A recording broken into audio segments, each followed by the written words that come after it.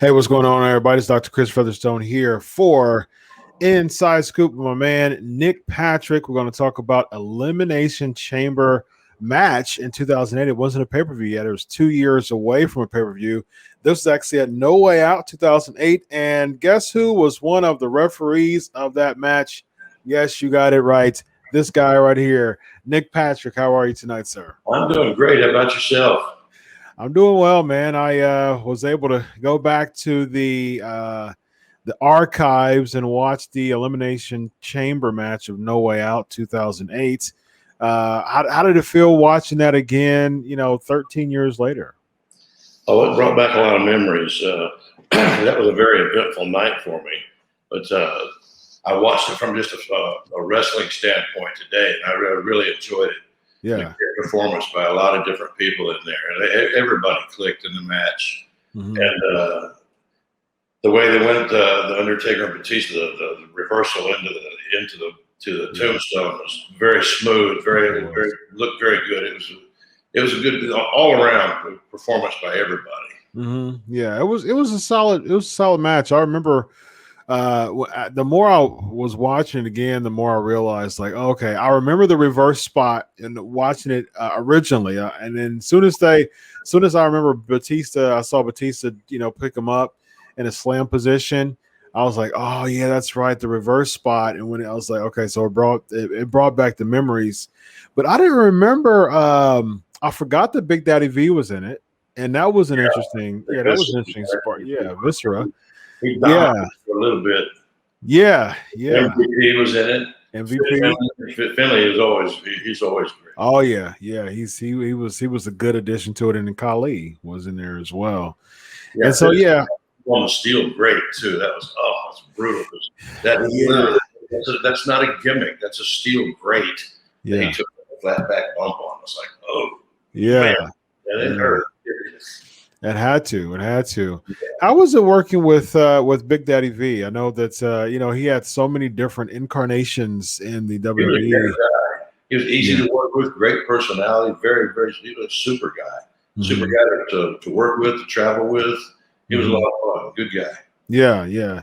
It was really interesting to see him in that type of character because it debuted, if I remember correctly, he debuted in ECW with Stryker as the manager, and of course we know him from Mabel, Man on a Mission, and King Mabel, and then it was Viscera, when he was with the Ministry, and then he became like the Love Machine, and then he became Big Daddy V. So, he had to reinvent himself a whole lot of times, but it kept him in the mix. Yeah, credit he was able to every time. Yeah, it was really interesting, and this was one of his last incarnations in the WWE, and I always thought that this was an interesting kind of relaunch or just kind of refresher with him. It worked in ECW, but I don't know. I always thought that the gear was not really conducive to. I think they were trying to make him look like a mastodon, but they could have worked on the gear a little bit. There were a couple of different costumes that they had him go with that just didn't seem right. Didn't seem to fit for me. But Vince has always been great at doing things like that, coming up with something that's completely off the wall, different than what you would think or what you'd want to do, and making it work. So once they ask you to do something, it's hard to say, well, gee, I don't know if I'm going to do that or not. He's made some crazy things work. So. Yeah. That's true.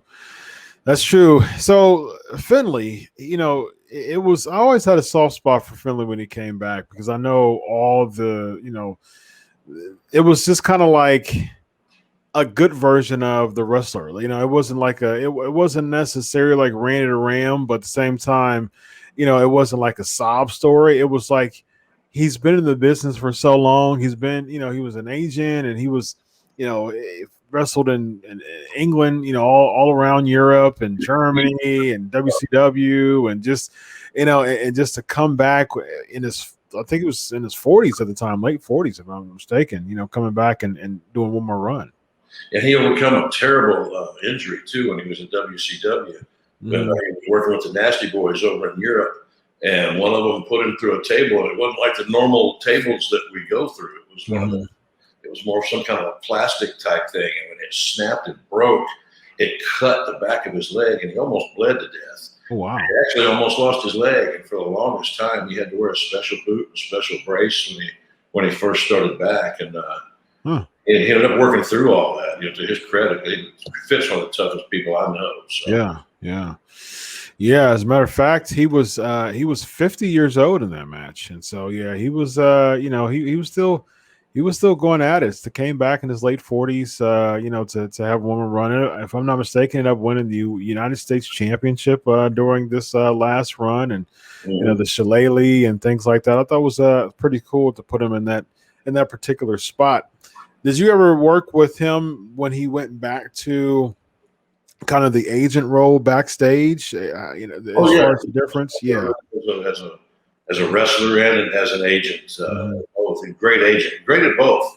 He's a great mind, and he knows the psychology of wrestling, and he knows how psychology works the same for everybody, but different characters have to approach certain things differently, and he's very good at that. He's very good at helping to orchestrate matches and things that fit in to the character that's executing it. He's one of the really good minds coming up with finishes and matches and stuff. A pleasure to work with. Yeah. So as far as you remember, when he got into the wrestler role, did he have any type of contribution to finishes, or was it? Yeah, he did both. He wrestled and agent at the same time. Oh, okay. Won the matches, but he would have somebody help him with his match, I guess, for political correctness. But there was a little time when he did both. But then they'd make you pretty much choose one or the other. So I ended up being an agent. Very interesting. Very, very good one at that.